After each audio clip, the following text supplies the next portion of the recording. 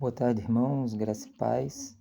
Nós vamos continuar meditando a respeito do Sermão do Monte e nesta tarde nós vamos meditar a respeito das outras três bem-aventuranças que se encontra no capítulo 5, versículos 6 a 8, que diz respeito à nossa atitude para com o nosso semelhante.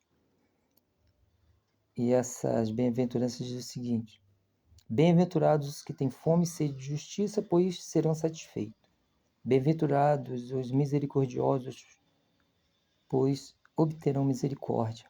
Bem-aventurados os puros de coração, pois verão a Deus. São três atitudes que o cidadão do reino deve refletir para com o seu próximo.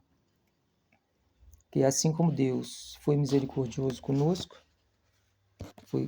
agiu com justiça para conosco, nós temos que ser justos.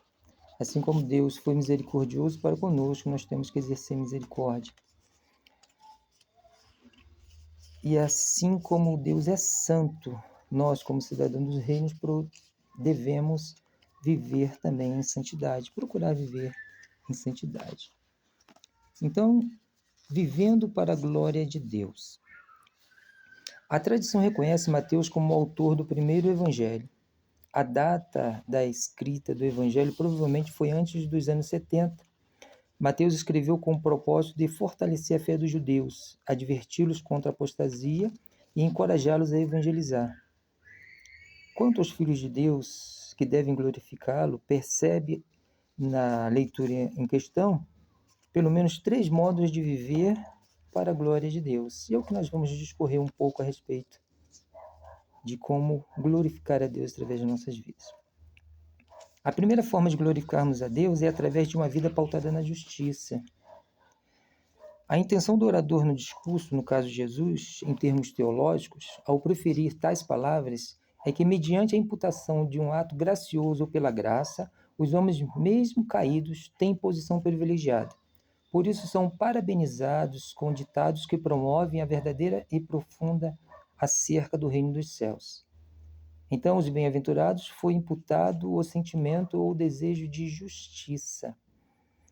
Como cidadão do reino, e nós fomos alcançados pela graça, pela misericórdia de Deus, é imputado a nós, através do Espírito Santo, o sentido de justiça. E nós devemos pautar a nossa vida através dessa atitude para com o nosso semelhante, para glorificarmos ao Senhor. Em Mateus capítulo 18, versículo 21 a 35, Jesus ele conta uma parábola onde Pedro pergunta a Jesus: quantas vezes eu vou perdoar o meu irmão? E Jesus conta essa parábola para mostrar a Pedro. E nesta parábola ele usa a alegoria de um senhor e os seus servos. Esse senhor, ele chama um dos servos dele, e esse servo dele devia muito dinheiro, uma quantidade muito alta, e pede a ele conta. Como ele não tem o que pagar, ele manda prendê-lo, pegar tudo que ele tem, sua família, para de alguma forma reaver alguma coisa do valor que ele devia. Aquele servo se ajoelha aos pés do seu senhor, pede a ele misericórdia, pede a ele, diz a ele que vai pagar, e aquele senhor, por senso de misericórdia, de graça, e age com justiça. Ele perdoa a dívida daquele homem, daquele servo, uma dívida impagável, mas mesmo assim, como ato de justiça que lhe cabia fazer, ele vai e perdoa aquele servo. Esse servo sai, e ao sair ele encontra outro conservo, outro que devia a ele somente 100 dinheiro, quer dizer, um valor que em um ano, menos de um ano, ele poderia pagar. Ele agarra aquele servo e diz: só me paga o que você me deve. Aquele servo também faz a mesma coisa, pede a ele misericórdia, perdão, e diz que iria pagá-lo, mas ele não exerce, ele não age com justiça. Ele manda prender aquele servo, ele faz uso até legítimo do seu direito ali, já que devia a ele, ele não age com a mesma misericórdia que o seu senhor agiu com ele, mas ele manda prender aquele servo. Só que os demais veem isso e, sabendo da atitude dele, leva ao seu senhor e fala com ele a respeito da atitude que ele teve com o seu próximo. O seu senhor, indignado, chama ele de volta e pergunta: olha, eu não tive misericórdia de você, não perdoei a sua dívida? Por que você não pôde perdoar a dívida do seu irmão? Então, por causa disso, eu vou cancelar o perdão, e lança ele na prisão. Jesus estava querendo mostrar a Pedro e aos demais, e a todos nós que lemos esta passagem, que muito mais nós devíamos a Deus, o preço do nosso pecado. Nós estávamos sob a ira de Deus e merecíamos a separação eterna e a morte eterna. Mas Deus perdoou os nossos pecados, não passando a mão na nossa cabeça, mas provendo um meio para que a sua justiça fosse plenamente satisfeita, mas que ele pudesse agir com amor e misericórdia para conosco. Ele enviou o seu Filho Jesus para nascer na forma corpórea de homem, viver entre nós, conhecer os nossos medos, as nossas lutas, as nossas dores, e depois ele mesmo se entregar na cruz para pagar o preço do nosso pecado. Ele morreu e ao terceiro dia ele ressuscitou. E com isso foi satisfeita a justiça de Deus. E essa justiça, ela agora é imputada a todos aqueles que nele creem. Como João disse, ele veio para o que era seus e os seus não receberam. Mas a todos quanto receberam, deu-lhes o poder de serem feitos filhos de Deus. Então essa justiça agora é imputada a nós. É imputada a todo aquele que crê em Jesus Cristo como seu Salvador. E a nossa dívida, ela é perdoada.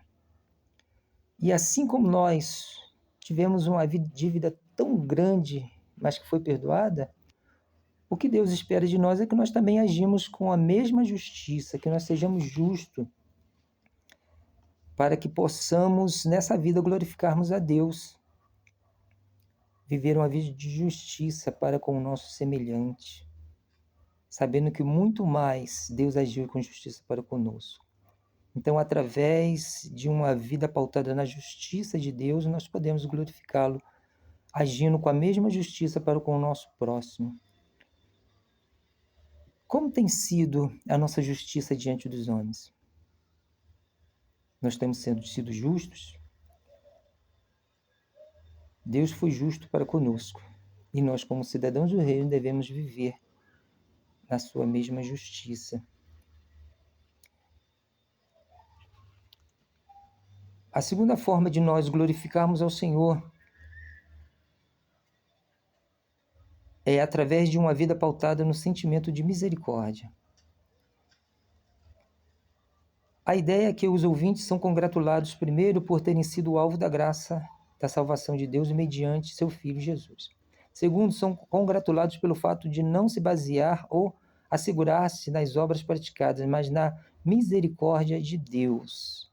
Também para glorificarmos ao Senhor, vivermos a vida para glorificarmos a Deus, nós devemos também agir com misericórdia. Além de sermos justos para com todos que estão à nossa volta, nós temos também que agir com misericórdia. Em Lucas capítulo 10, versículo 29 e 37, Jesus nos dá a parábola do bom samaritano, onde um certo escriba, um certo doutor da lei, ele pergunta ao Senhor: quem é o meu próximo? Para justificar o não agir com misericórdia para com os outros. Então Jesus conta essa parábola que um certo homem vinha descendo e ele foi pego por salteadores, ladrões, foi manietado, bateram nele, roubaram tudo que ele tinha e deixaram ele jogado no chão meio morto. E foram embora. Por esse caminho vinha descendo um sacerdote, e quando o sacerdote de longe vê aquele homem meio morto, caído no chão, ele se afasta do caminho, ele passa bem de longe, de largo, e ignora aquele homem e vai embora. No mesmo caminho vinha descendo também um levita. Esse levita também viu o homem de longe, ignora aquele homem, passa de largo e vai embora, e deixa aquele homem lá caído. 2 representantes religiosos, o sacerdote e o levita, homens que, por se dizerem conhecer a Deus, ter intimidade com Deus, deveria agir com misericórdia, assim como Deus tem agido com misericórdia para conosco. Mas, na representação de Jesus, aqueles homens ignoram isso e vão embora. E logo após vem um samaritano. E quem era o samaritano para os judeus? Era aquela pessoa indigna, que não tinha direito nem de entrar no templo, era considerado gentio. Mas aquele homem, ao olhar aquele outro caído, meio morto, né, machucado, ele se enche de íntima compaixão, de misericórdia, e ele chega, se aproxima do homem, pega ele, bota remédio nas suas feridas, cuida dele, coloca ele na sua cavalgadura e o traz até uma estalagem. Chegando ele na estalagem, ele começa a cuidar desse homem. Mas ele ia ter que prosseguir a caminho, então ele chega ao dono da estalagem, deixa com ele duas moedas, 2 dinheiros, diz a ele: aqui tem esse dinheiro para que você cuide deste homem. Mas se você tiver que gastar mais do que eu te dei, não se preocupe, assim que eu voltar eu restituo. Aí Jesus pergunta a ele: quem foi o próximo daquele homem? E ele disse: aquele que usou de misericórdia para com ele. Aí Jesus fala com ele: vai tu e faz o mesmo. Porque o nosso próximo é aquele que está próximo a nós, aquele que está necessitando da ajuda que nós podemos dar. E quem sabe que para tal tempo Deus nos colocou naquela posição? Deus, ele nos abençoa para que nós possamos ser canal de bênção para outras pessoas. Deus nos salvou em Cristo Jesus, perdoando os nossos pecados, para que nós possamos ser um canal de bênção, perdoadores, levando as pessoas ao conhecimento de Cristo para também serem perdoadas. Deus, ele não nos dá nada para o nosso proveito próprio, mas para que nós possamos usar para a glória do seu nome e para ajudar o nosso próximo. Então, se você é uma pessoa abastada, uma pessoa que tem posses, uma pessoa que tem bens, use com sabedoria, saiba que tudo vem de Deus, e se Deus te colocou nessa posição, use para a glória de Deus. Seja abençoador daqueles que estão necessitados, seja justo com os seus assalariados, com os que trabalham para você, seja misericordioso para com aqueles que estão necessitados, pois saiba que foi Deus quem lhe deu tudo que você tem, porque tudo vem da mão dele, e tudo é por ele, para ele, e quem reconhece isso vive para a glória dele. Então, a segunda forma de nós glorificarmos a Deus é através de uma vida pautada no sentimento de misericórdia. Devemos agir com misericórdia, com amor, com gratidão para com todos. A terceira forma de nós glorificarmos a Deus é através de uma vida pautada na pureza e na santidade. Percebe-se então que puro de coração, nas palavras de Jesus, refere-se a alguém espiritualmente e interiormente puro, e não apenas a alguém físico e aparentemente puro. Jesus congratula os seus ouvintes por não confiarem ou não se satisfazerem apenas com a pureza exterior, mas por entenderem que Deus se revela ao homem primeiramente no seu interior. Em Hebreus capítulo 12, versículo 14, o escritor da epístola, ele diz o seguinte: segui a paz com todos e a santificação, sem a qual ninguém verá o Senhor. Em 1 Pedro, capítulo 1, versículo 13 ao 16, Pedro ele discorre a respeito da santidade. Ele diz: sede santos, porque eu, o Senhor, sou santo. Ele testifica na palavra. Em Levíticos, também, capítulo 11, versículo 44 e 45, 19, de 2 a 27, fala sobre a santidade, a forma como nós devemos seguir, porque nós seguimos a um Deus santo. Então, nós devemos, como cidadãos dos reinos, buscar a santidade, nos afastarmos de tudo aquilo que desagrada ao Senhor, para que possamos, em pureza de coração, glorificarmos o seu santo nome. Concluindo, percebe-se que Jesus não estava pensando em termos éticos e morais quando proferiu as bem-aventuranças, mas isso não significa que o discurso não teve e não tem uma aplicação para os seus ouvintes, mas que, em termos práticos, significa que os pertencentes ao reino devem se comportar como tais. Como uma aplicação pessoal, como tem sido a sua justiça para com o seu próximo? Como tem sido a minha justiça? Eu tenho sido justo? Eu tenho sido misericordioso para com os que necessitam de mim? Agido com misericórdia? Eu tenho vivido uma vida de santidade, me afastando de todas as coisas que desagradam a Deus, do pecado, da prostituição, da promiscuidade, do adultério. A palavra de Deus diz que Deus é santo e Ele espera esse mesmo nível de santidade dos que são pertencentes ao reino. Mas essa condição não vem de nós mesmos. Quando somos alcançados pela graça e misericórdia de Deus, o Espírito Santo é quem incute em nós essa possibilidade de santificação, de buscar a santificação para fazer a vontade de Deus.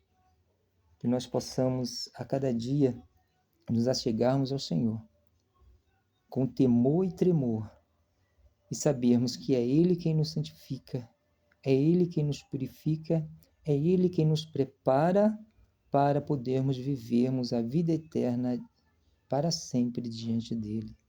Amém? Que Deus nos abençoe e que Deus, a cada dia, suscite em nosso coração o desejo de santificação. Amém? Tenha uma ótima tarde e fica com Deus.